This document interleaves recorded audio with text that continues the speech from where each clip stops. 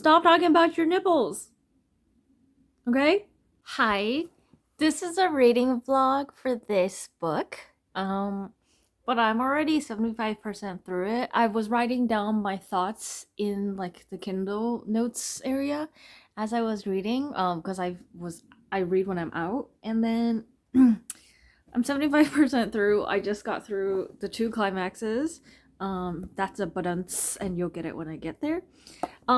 This is called This Bird Has Flown by Susanna Hoffs, who is one of the Bengals. The first thing I'm gonna say is she's supposedly American, but she says stuff like dodgy. Like, is she British? Is her husband British? So the main character, Jane, she is 33 years old. Her boyfriend, Alex, has cheated on her, and she caught them in the throes of passion. And she used to be a pop. She had like a one-hit pop star thingy, and she's sad, and she's performing at this thing, and it's really skimpy, and she's like upset. In the first chapter, they introduced this like Australian pop star. I forgot what the 2 guys are called. They're in this band called All Love, and they're really hot, and they're amazing, and they're blah blah blah, right? And they don't get mentioned again. And because I was like, okay, instinct. That's her love interest for this book. She gets a hot pop star. That's her reward for being cheated on. Nope. I mean, he might show up later, but nope. So far. So Jane is performing at this bachelor party, and like it's getting kind of creepy. And then the pop star guys show up out of nowhere, and they grab her and her manager, Pippa. Oh, Pippa's British, so maybe that's where Jane picked up some of her vernacular. So the 2 hot Australian pop stars, is it weird to call grown 20-something-year-old men pop stars? They grab Jane and says, "Let's get out of here," he says, his lips grazing my earlobe, his voice unpredictably deep and plush. And I'm like, gross. Why do I think that's gross? I said, what is his motivation? Why would a hot pop star man help a stranger? Maybe he's a fan of hers. I don't know. Why did he think that he should be helping the female entertainment? Chapter 2, they escape. They were insisting we take a drive with them out into the desert. The night, according to them, was still young. No, don't get into the car with strangers, especially hot men. You don't know if you're gonna be the most dangerous gamed. Is that a reference people would get? I don't know. That's a thing about rich people hunting humans. Same chapter. Pippa is hooking up with the brother whose name is Nick, and she's 32 and he's 22. Technically, she was old enough to be his mom. Oh no, she's 39. I read that wrong. Whoa. That's a 17-year-old difference. She could be his mom. And then I'm 33 and he's 23. It's not as bad. Bro, Jane is a unlikable main character in my personal opinion. She's so judgy, not just from this, like throughout. She's kind of whiny, kind of selfish. Her ex texts her, "Hey, I'm getting married to the model I cheated on you with." Okay, unnecessary. Why do I need to know that? Oh, by the way, I found texts from an ex, and I put them on my Instagram. I read them out loud.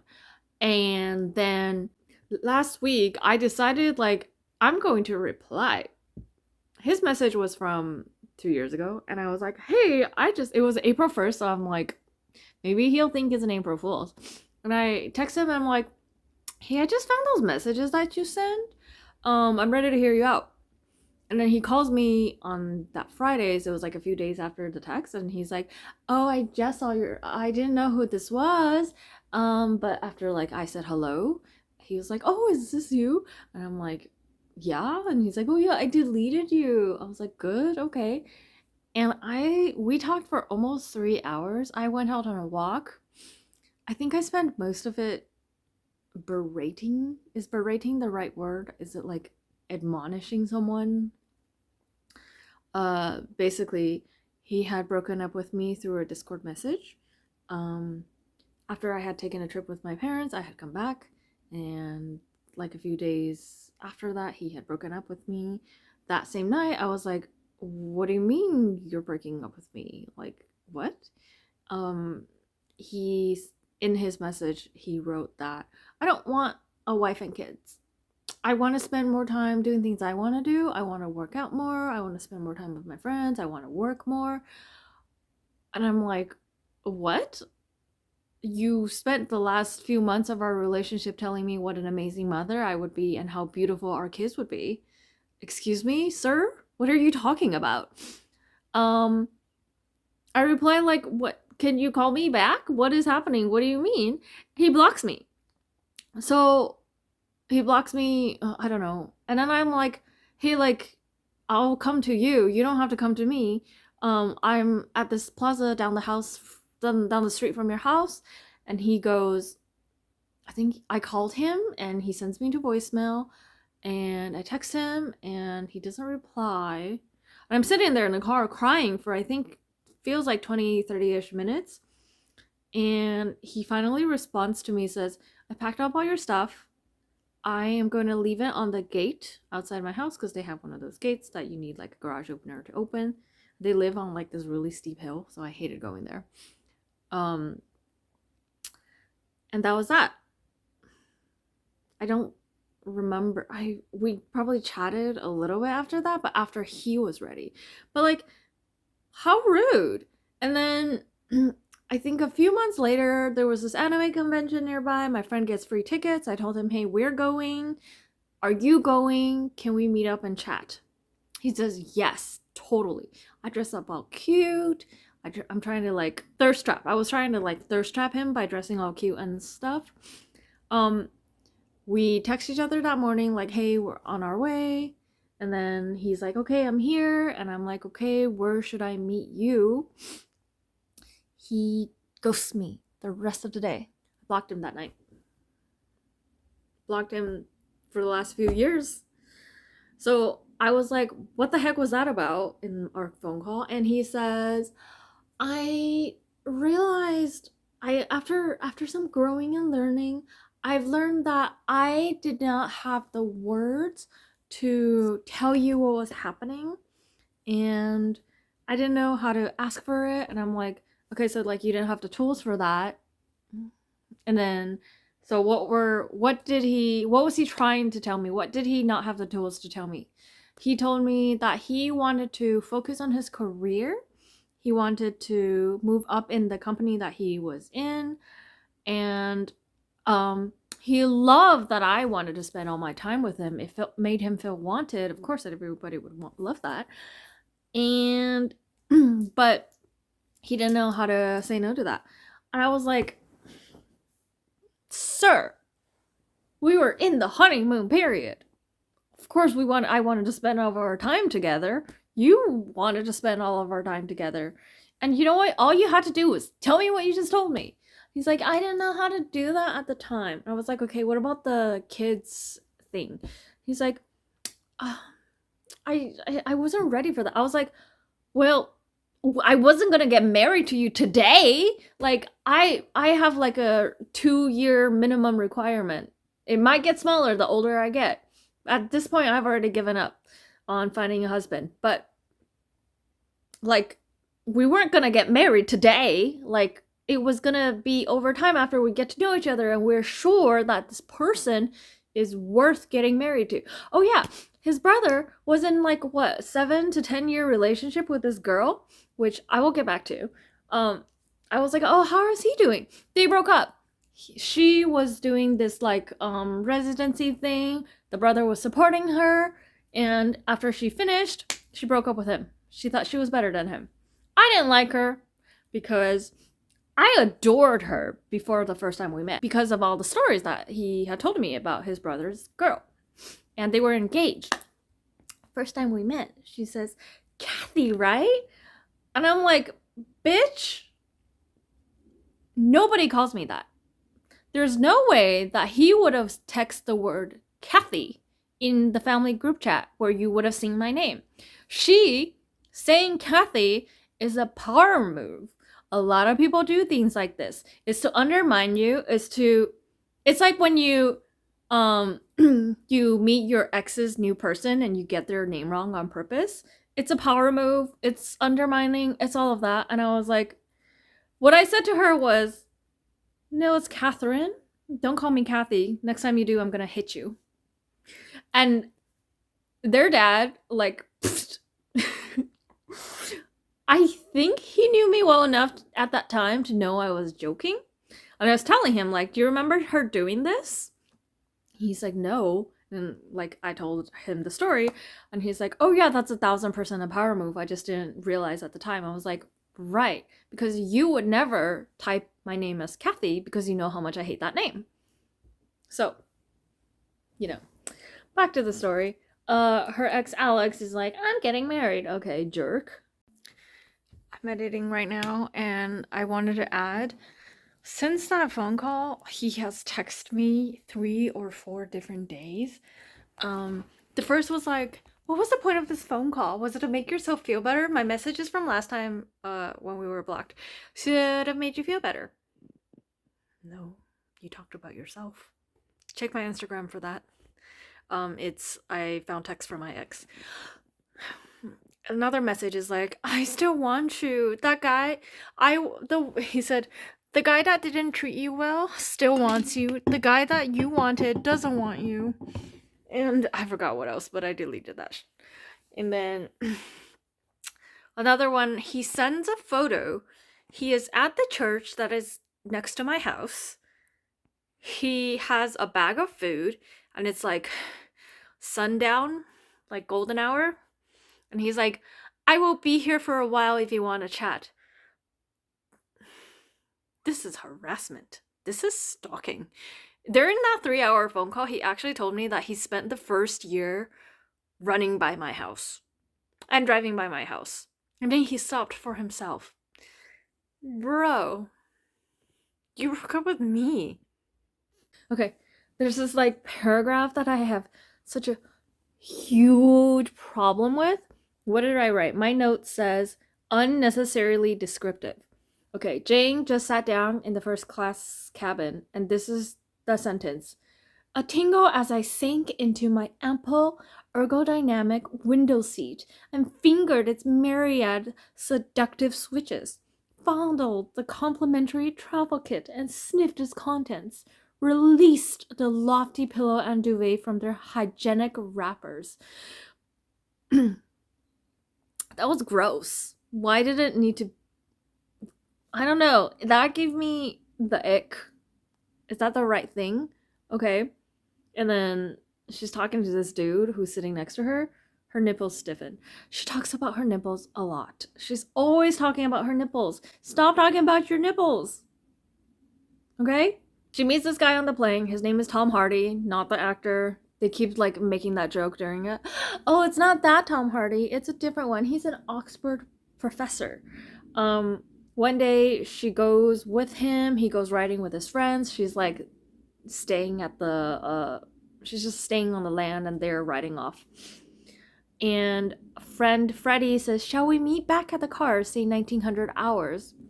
Catching my stymied, okay, I don't know how to pronounce this word, stymied expression, Tom makes a discreet 7 with his fingers like a catcher to a pitcher. Math.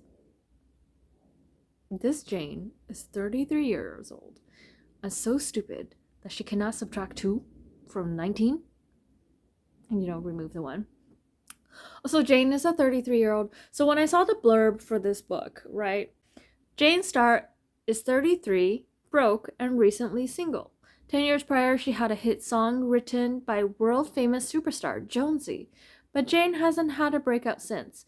Now she's living out of 4 garbage bags at her parents' house. Rock bottom. I saw that and I was like, I'm 33. I'm recently single. I might have something, like, I might get some hope out of this book. She's gonna meet someone, because that's how all these romance books go. This girl talks like she's in her 20s. This girl talks like an old person. No. Either a 20-something-year-old pretending to be 30. No, not that.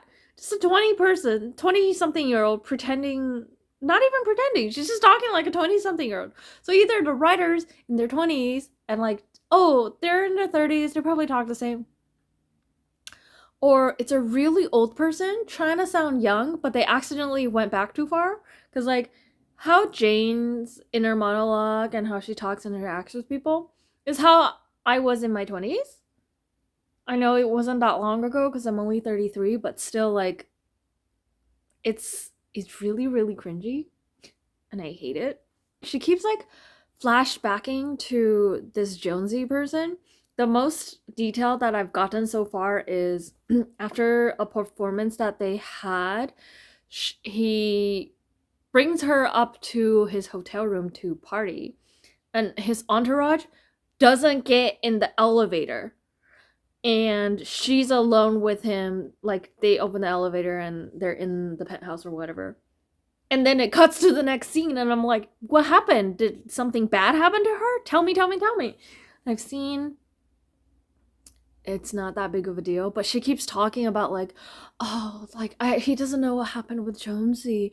Oh, she doesn't know what happened with Jonesy. I've held this close to my chest.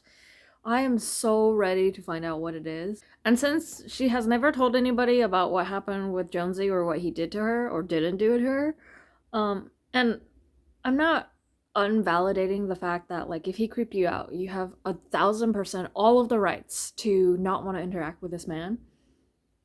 But I don't know what happened yet, so I can't say anything. Nobody knows. Her manager set her up with Jonesy's team, or the other way around. They want to do a performance at the Royal Albert Hall, and she's going to go to London that night. It was 7:15 a.m. on Friday, 2 days until Royal Albert Hall. My little rolly was packed and ready by the front door. My train ticket to London resting atop it, along with an itinerary and hotel information for the weekend, reserved under my old tour name, Maggie May. Who calls their suitcase a rolly? Only British people. I'm like, is the author non-American? But I just looked her up. She's supposed to be American. Who calls it a rolly? There was so much vocabulary of, like, little things that Jane says, and I'm like, that's not an American thing to say. Who talks like that in America? I've heard it because I follow a lot of British vloggers, but, like, I don't know those words. Here is the first climax. So the whole time, Jane is finding out about Tom's exes from his friend Freddie, who's, like, dropping hints and stuff. And there's this Amelia chick. Everyone's like, oh, she was the beauty on campus. They were so in love. They were destined for each other. They're amazing. She's snooping, okay? She knows he's not going to be here till later. She goes to the downstairs neighbor. Their mail got switched. She finds a box. It's a wedding present to him and Amelia. And she's like, oh, what the heck? And so she goes into his closet, finds a box full of pictures and other stuff, finds a wedding invitation for September. I think it's October right now. And they met in, like, summer? He comes home and, okay, this next clip is my raw reaction to what happens. Jane shows Tom a wedding gift that he received, and also his wedding invitation to, I think her name was Amelia or something, and she, like, hands it to him or shows it to him, and he says, I want to burn them.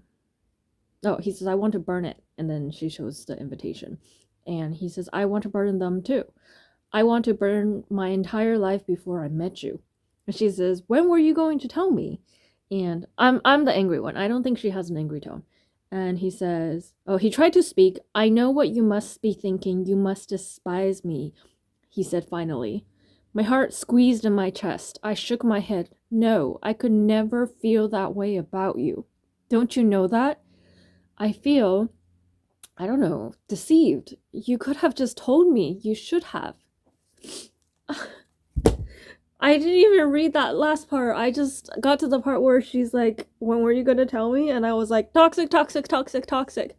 And the reason I'm recording this, when you're in it, you fall for it. Every person, the last 3 people that I've dated, if they had told me this kind of stuff, I would have been like, no, it's okay, I love you, it's fine, I just wish you had told me. It bothers me, it makes me feel insecure, but like, I love you so much, it doesn't matter at this point. But me as a third person outsider to these 2 fictional people, toxic. No, run, get away, girl. Like, I've been in that situation. But I was like, no, like, I keep falling for it. I hate this book. Okay, he says, I kept trying over and over to find a way to explain all of it, but the longer I delayed, the harder it was. And then I got it in my head, if you knew, you would leave. She says, I don't even know what to think. I'm just... And then he says, it was pure cowardice. He leans sharply forward, his elbows pressed to his knees and his eyes bleeding. Can you forgive me for it? In her mind, she says, yes, I forgive you. I love you. I didn't want to tell you my sad story either. But the words were only in my head. Tom was still waiting. It's true, he sighed. When I met you, I was engaged. He went on to tell me everything, his real story, the one I hadn't wanted to know, starting with the things I already did. They met as freshers. You mean freshmen? Who says freshers? You're not British. Sorry. Stayed on at Oxford to become tutors, fellows, in a relationship that had been on and off for years. He told me he had loved her, she had loved him, and I thought better that than him. What? She had loved him, and I thought better that than him being with her all those years for some other reason, her family's wealth, the posh society she ran with. Okay. So they got together in March. They were on and off, right? They had been apart for 10 months before that. She made him agree to be married. Sis, if you've been with someone since you were a freshman and now you're in your 40s, so what, that's 18 to 40, that's almost 20 years, and you've been on and off, and he doesn't want to marry you unless you gave him an ultimatum? Girl, I know he's hot. I know his name is the same as some actor, but girl, please, Amelia, you're from a fancy, wealthy society type, like, you could do better. I know it sucks. I mean, I would do the same. I get stuck when I get stuck on people. But girl, please. She immediately starts planning for a wedding for September, which is 6 months after they got back together.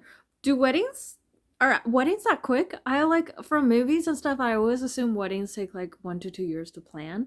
And a lot of people are like, oh, we want a long engagement. I mean, I guess at that point you should just like have a quick wedding because you've been pre-engaged for a day, ever. He turned on a light. She was shaking. He gave her a sweater. She was shaking. No. No, he gave him a blanket. She was shaking. He took off his sweater and gave it to her. Still shaking. I thought of Jessica, how she stole Alex's heart in an instant and felt sick. How could I want Tom this way, knowing Amelia was out there despairing, having been replaced so suddenly by me? How could I live with myself?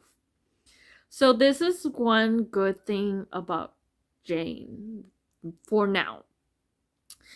She literally just got cheated on and dumped, and her ex got married and is pregnant. And she's like, you made me the cheating partner with Amelia. Because he's like, yeah, we were together when we met. She actually says, oh, when they met on the plane, I kissed you on the plane. And he says, I wanted you to. I was dying to kiss you. It was as if I'd been sleeping for years and years and then settling to feel something. I hadn't even known what I was missing. I didn't want that feeling to end. I had glimpsed something bright and hopeful, another life. He looked at me with such love. What else did he say? He began pacing, agitated, speaking rapidly. He gazed to the floor. After we parted at Heathrow, he told me, practically the instant he returned to Oxford, things fell apart. He only knew for certain he couldn't go through with the wedding, because somewhere inside him, he knew all along he could never be the person Amelia wanted him to him. You dated her for 20 years? And yet he stayed, he led her on selfishly. She was rightfully furious. She told him she never wanted to see his face again as long as she lived. She wanted to do damage control, told everyone that she dumped him. So she recounts some of the times where his face like goes pale whenever he gets a phone call from a certain person. And he's like, were those calls from her? And he says yes. And, oh, you took so long to park that one time. Was it because she called you? And he says yes. And you saw her, didn't you, that day we all met at the museum? Because he was late to meet her friends. He was an hour late to meet her friends. No text, no anything. She tried calling him. He didn't respond. Tom is toxic, y'all. Yes, she appeared out of nowhere. She knew that she'd seen gossip in the papers that's when she began to unravel. And who could blame her, I thought. And after she left the cat, you still didn't explain to me what was going on. She broke in one night with the key that she had and dropped the cat, and the cat knocked over a bunch of the candles. Jane was in the bedroom, freaking out. There was an intruder. She thought like someone had broken in and was like destroying the place and trying to kill her. I keep trying to help her move on, see the reason, but each time I think she has, she can't seem to let me go. This would never end. Suddenly, he was before me, desperate, grasping my hands. He rested his head in my lap, slipped his arm around my waist. I wanted to fuse myself to him. I'm so angry just reading this, knowing only that I left him What? I-N-E-X-O... Inexorably. Pronounce that. My palms hovered over his back, over the rippling waves of heat rising from his body. Marry me, Jane. My whole body went rigid, shot through with fear. Was he mad? Okay, first of all, mad is like a thing that British people say. Also, that's called a bandage proposal. We're not doing that, Tom.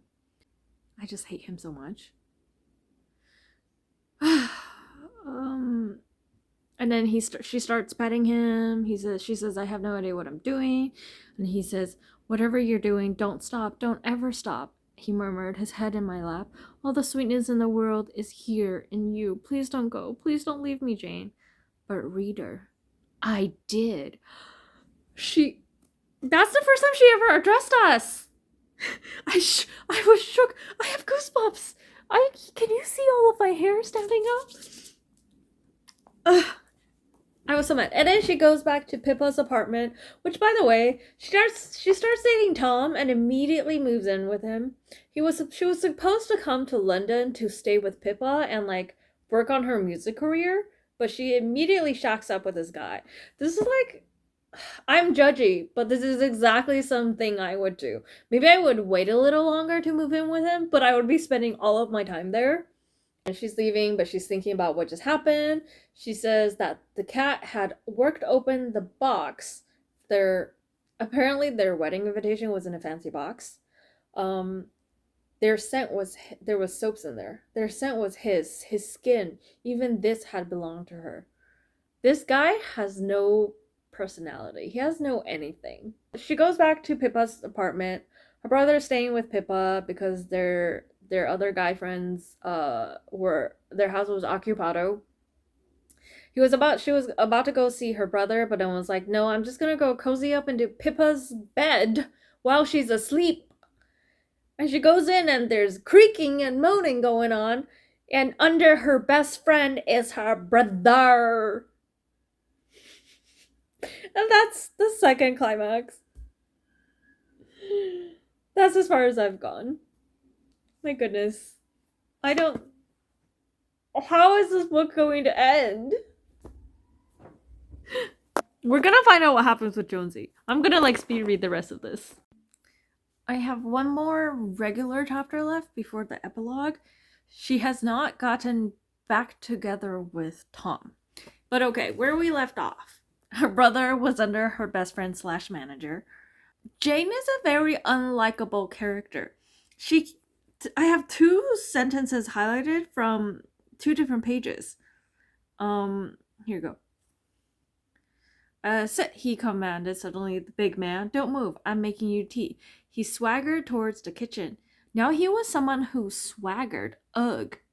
A few pages later, he slouched back and ran his hand through his hair, his legs a little mansplayed. Now he was someone who mansplayed. Ugh. It's the same sentence, duplicated, but they changed the verb. Why is she such a hater to her own little brother?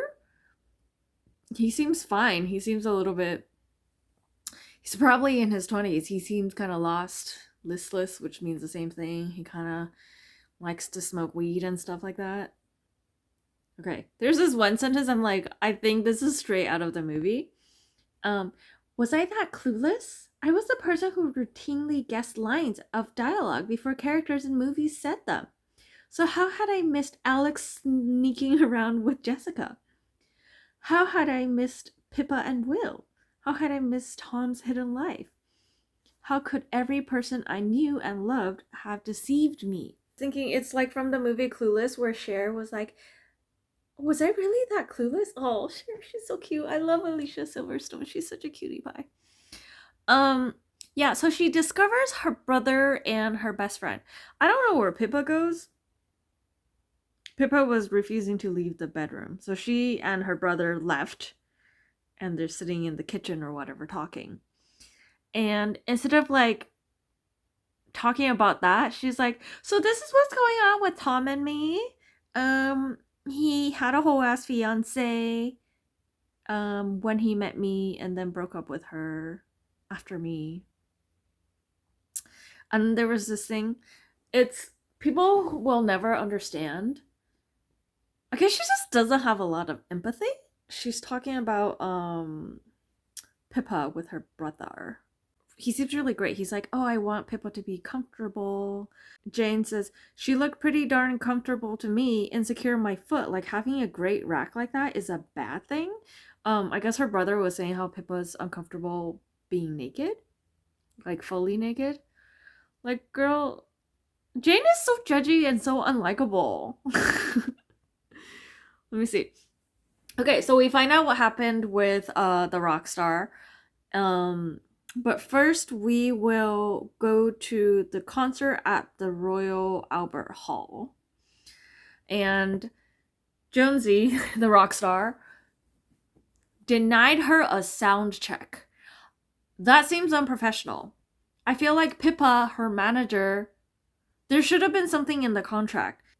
Pippa says to her, they've had to scrub your sound check. His ran way over. First night of his tour and all that, and they need to open the house door soon, but don't panic. They've done an extremely thorough line check and have assured me you've got killer monitors dialed in exactly the way you like them.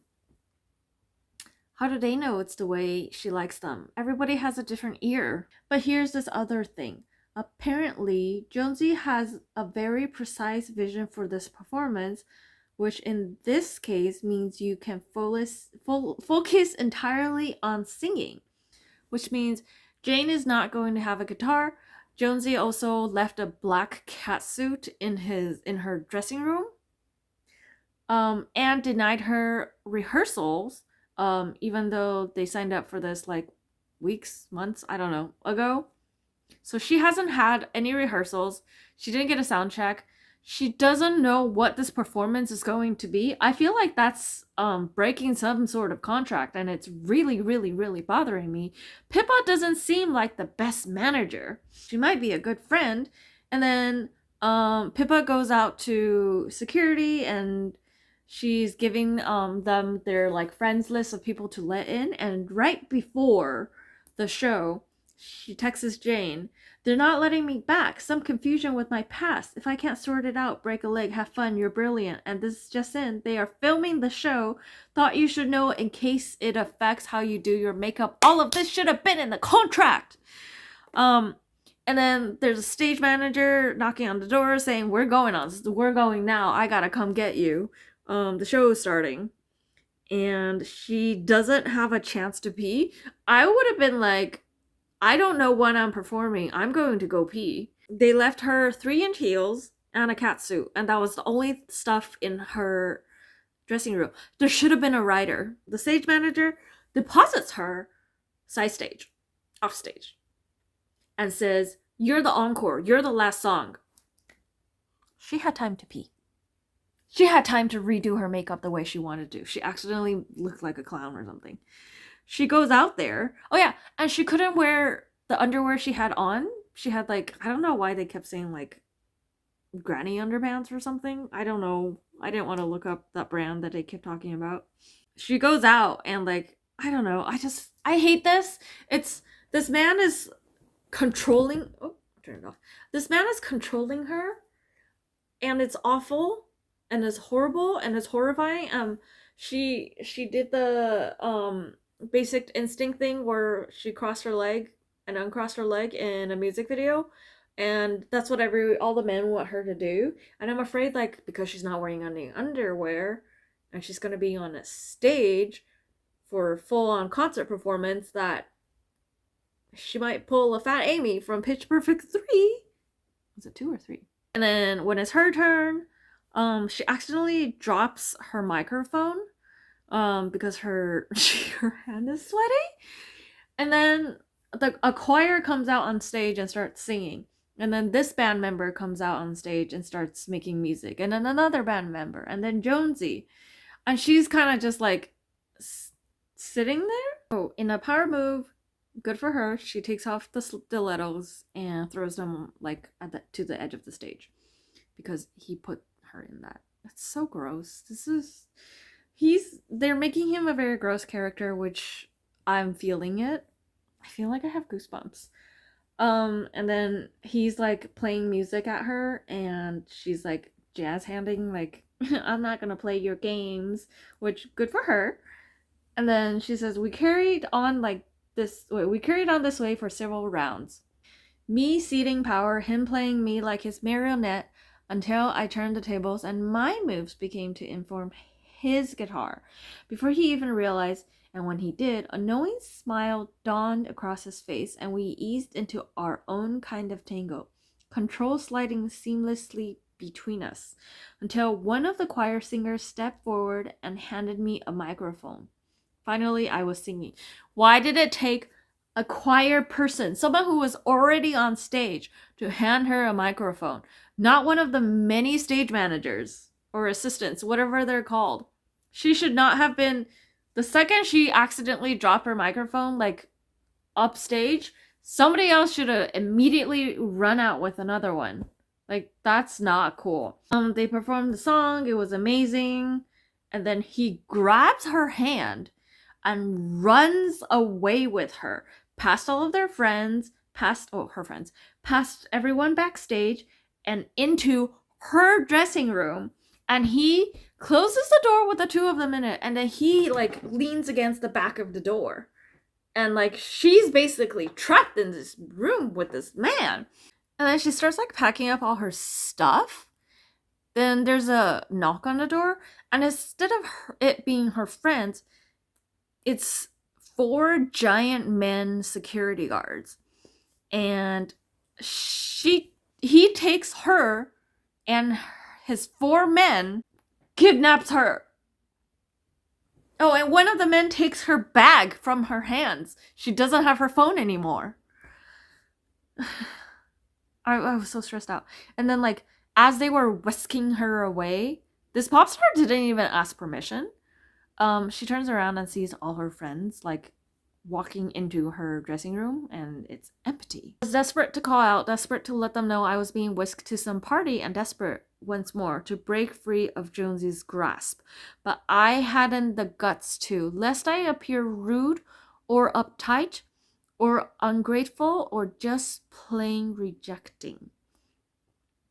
So this is the theme that is going to be in every single interaction she has with this rock star. It feels like semi Me Too, but it's definitely like under duress, under coercion, because he is in a position of power. He is her boss. He's the person whose tour she is on, and she is afraid if I say no, he's going to fire me or something worse.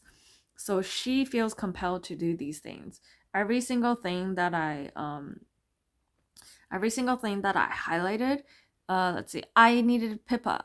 It felt unsettlingly wrong to be the only woman here. I spied my bag with my phone on the credenza and was able to snatch it, embarrassed suddenly by this flurry of paranoid thoughts as we crossed into an elegantly appointed living room, warmly lit and brimming with beautiful art.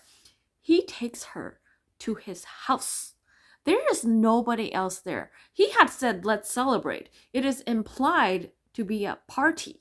No, he brought her to his empty house, and the 4 bodyguards just left her there? Like, guys, do you not know if your boss is bad? And don't you want to stay in the room and stop him? Or save this young woman that you are now in charge of, that you've basically kidnapped? Finally, we find out what happened 10 years ago in the hotel room. 10 years ago, we had a similar scene. Jonesy's back to me as he posed at the baby grand, 30 stories high, wrapped in the night sky. The pale of his swan neck, the channel through which so much resonance and beauty. Oh my god, this is so boring. Then he turned. His face had been illegible, airily vacant. He took a single step forward, and on instinct, I took one back. Tiny moves on a chessboard. How pathetically skittish I'd been, yet that step, that singular step, seemed to change everything. I could never erase the absent look in his eyes as he considered me, considered my rejection. He then turned his back, skating wordlessly away, to leave me standing there, ashamed, wondering what offense I'd made. And then one of the bodyguards was sent to take her home. So this man, 10 years ago, brings her to his hotel room alone. Everybody else did not get into the elevator. And when he turned around and stepped towards her, her instincts told her to step back. And he was like, I'm done with you. She didn't have a career after that. Retaliatory. I was so upset when I read this. And like, she's so stupid. She's not trusting her gut instincts. Leave the house. Leave the room. As soon as he leaves, you leave. She's like grabbed her bag and she's hidden it under like a couch cushion, and she's like reaching for her phone, and then he comes closer and like pretends to reach for something on the table, and then like grabs her bag and like, oh, what are you doing? He lunged and snatched up my bag, raised it high like a naughty child, then disappeared down a hallway at the opposite end of the room. 39-year-old Jonesy was still up to his old tricks. I prepared myself by kicking back 2 additional champagnes in quick succession, and did what I was meant to this time. I followed him. Girl, this guy is stealing your stuff from your hand and removing it from your possession, your vicinity, taking it to a separate room. You drink alcohol and then follow him? Where are your instincts? I know it's not going to happen because there would be a trigger warning on Goodreads and in the front of the book, but I thought she was about to get assaulted. She follows him into the other room. It's like a music room. He's got a bunch of instruments and stuff, and then he goes into her purse, takes her phone out. He digs around in her purse. And then he opens her phone and uses her face to unlock it. and says, "Who's Tom? This is illegal. It's invasion of privacy." And then he says, "Who do you like better, your boyfriend or me?" I'm so upset. I'm so upset. This is so upsetting. And then he's just like, "Ugh, whatever." And then he starts playing guitar. And she has to placate him. She says, "I like you very much, but my boyfriend, I'm in love with him and I love him madly." Like, girl, it makes me feel better that they just play guitar. But it is scary that it could have been more. And then she goes home the next morning, or she goes to Pippa's place, and Pippa's first words with, "Oh, Jane, I've been so worried," it was Dawn. He didn't even let her contact anyone. As a woman, we have these things that we've like instilled in ourselves to like practice safety. Don't let a guy take you to a second location without telling anybody. Keep your friends updated if you don't feel safe. um Pippa says, "Jane, you disappeared all night. What happened?" And Jane goes, "Tell me about Tom." Girl, keep it in your pants. Oh my god. And then Pippa, I'm starting to doubt everybody. I'm starting to hate everybody. Pippa says, "Oh, he's effed up royally, but he's a good man. Life's too short. I would never judge you for trying to work things out with him. He didn't cheat. He wasn't two-timing. He was just a darn fool. And his ex, from the sound of it, is off her trolley. Tom's clearly been muddled up in a very messy situation." Pippa, no. He lied. No. First of all, you let your client slash best friend move in with a guy after like 2 dates, and then you don't create a contract where she is safe, and you don't allow her to get a mic check or costume, what's it called? I don't know. And then practice rehearsal, custom rehearsals, and regular rehearsals. So she is blindsided, and she does not know what she's about to perform on stage at the Royal Albert Hall. Also, I totally censored like her stuff. She gives Jane the address and his room number. Turns out he's checked out. There's some bad stuff about her on the internet. She went to his house, and then I think he invites her inside.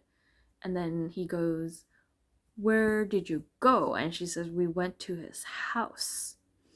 And then Jane says, "I had every intention of leaving to join up with Pippa and everyone, but he had this little makeshift music room, and I feel obliged to stay after all that he's done for me, inviting me to perform with him. And I know what you must be thinking, but no, that's a line I don't cross." Girl, just because you don't cross it doesn't mean he won't.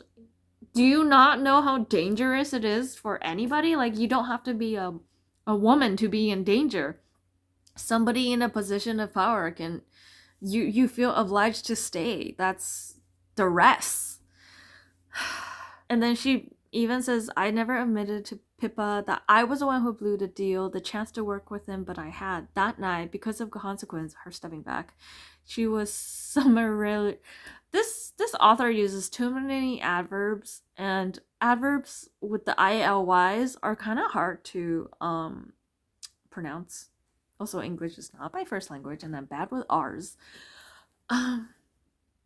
She's blamed herself for the past 10 years for her career not doing well because she rejected the advances of an older man, a 10-year older man. No, wait. He's 39. 6 years older man who was in a position of power and she has no interest in. And she blames herself. Like, this is victim blaming. I hate this. Victim shaming. I hate this. She says to Tom, "There's something I haven't told you. When I met you, I was in this long relationship. Some stuff about Alex cheating on her." And then Tom says, "Jane, I'm," and then she says, "No, really, it doesn't matter anymore." Girl, you gotta let him apologize. Always let a man apologize if he wants to. And then another day or whatever. No, it's the same day. It's the same conversation. She says, "Where's the cat?" And he says, "Oh, Amelia showed up on Saturday," as in the day of her performance. Or was it Friday? I don't know. And this is in her thoughts. She showed up on Saturday because she knew I wouldn't be here. They were still enmeshed. I bolted up and began to pace. If I'd never met him, they'd still be together. She wouldn't be suffering. Tom rose. "Jane, we can leave this place. We can leave Oxford." I stopped and stared at him. "That's your solution?" It had all only been a delusion. He'd left his fiancée virtually standing at the altar. He'd been gaslighting me all along. And yes, I'd admit, I'd been gaslighting myself out of my desperate love for him. Yet how could my joy be predicated on another's misery? How could my happiness override my sense of right and wrong, my empathy for another human being, for her, Amelia? Jane has one of those personalities where she puts all the blame on herself. She shouldn't do that. But also she has no instincts. And also, Tom sucks! We can leave Oxford, we can leave this all behind. Bro, you just saw your ex and that's not the first thing you told me? Oh, hey, she was here yesterday. Dude, you're so not cool. Tom is toxic. How many times have I said that in the last few hours? I hate him. They're invited on the world tour. Before the world tour, they're staying at one of Pippa's other clients' place. And then tonight they're going to she's going to perform at Olympia Theater in Paris, and then the following morning I would depart without them for 7 months. So she gets invited to this 7-month world tour, and then Pippa's like, it's good money. And then Jane tells Pippa, "By the way, this is what happened 10 years ago." And Pippa's like, "Oh no, okay, you don't have to do this." And then she says, "I should, for the money, because I know you and I both need money." Girl has no instincts. I'm just so mad. And then like the morning of the performance, Tom texts her, "You're amazing, you're gonna do great today." Oh my gosh. Is this love bombing? You shouldn't be sending these things to people you've hurt. Blech. Darling Jane, I am so sorry for hurting you. I hope you're okay. I don't deserve to regain your trust, but pray you will let me try. I miss you with every heartbeat. Ever always yours, love, Tom. You should be groveling. Not whatever that is. You're love bombing her. No, you should be apologizing, and that's the only stuff you get to say until she forgives you. And she almost texts back in caps. "I miss you outrageously, impossibly, innocently, indecently, not innocently." And the song. Yeah, this author uses a lot of adverbs, huh? And then she gets a text from the hot Australian pop star from the beginning of the book. They go over, they hang out all day. They're in her hotel room. She has a wet dream, wakes up, and they're both fully dressed in her bed. It's the morning of her performance. She is super nervous, okay? And her brother and Pippa are going in the elevators. They're going down to the lobby, and she's like, I forgot something. I'm gonna go back up. She sits in the room for a bit, and then she comes out. And then, what does it say?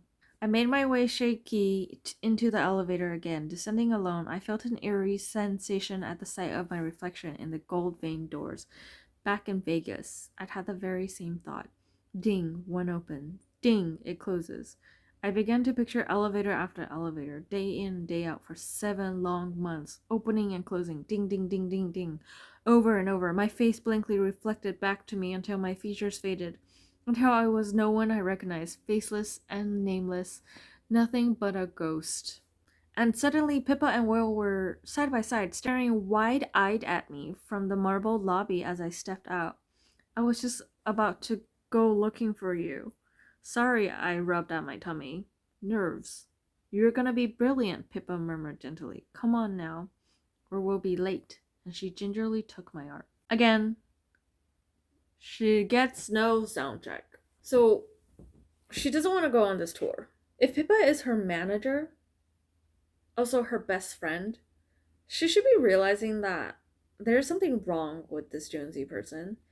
Jane is uncomfortable around him, about him, next to him, everything. And she should have more stuff in her rider. And Jane is not a good manager because she's not taking care of the safety and comfort of her own client and best friend. And I keep emphasizing best friend because that's what they keep doing. My best friend Pippa, who is also my manager. I know, this is written by one of the Bengals, but it feels like it's written by Wattpad or whatever. Like, it's not okay, but it would be more okay if it was written by a 20-year-old. She basically, during the performance that night, she like saw a guitar off stage and grabbed it and then started performing a new song that she wrote. And Jonesy sang along, and then he grabbed her hand and ran off stage again. And in front of everybody, like everyone who's backstage, all the performers, his musicians and crew, he says, "You're fired." Someone gasped and my heart stopped. Oh, he'd hated it. Even though he'd played and sung so gorgeously, I'd cross a line. And so he'd fire me in front of everyone. He made a point of it. I felt their stares on me, on us. No one breathed, dared move an inch. My throat constricted. I wouldn't break. I wouldn't. Scrambling for some response, I felt words forming on my lips, the only two that made any sense. Thank you. So it goes on to say that she's free. Right. So she was right in saying that this is the second time it's happened, but if she denied him, she would have consequences. Which is also why Jonesy should be not in jail, maybe just cancelled. They got the hot Australian guys to take over for her slot. I think she's about to go home for Christmas. Last chapter before the epilogue. The last chapter is her getting on a plane. I forgot where she's going. Doesn't matter. Because Tom's neighbor, Professor Guy, died, so she's going to go see them.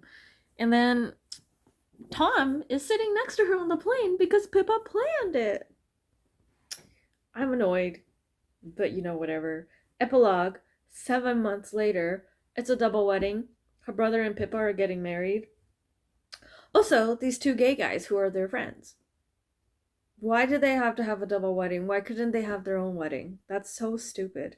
Also, the two gay guys have a daughter who, halfway through the book, I think her name is Georgia or Georgina, she's like, I go by George now. But the entire time after that, Jane is calling them George, but using her pronouns.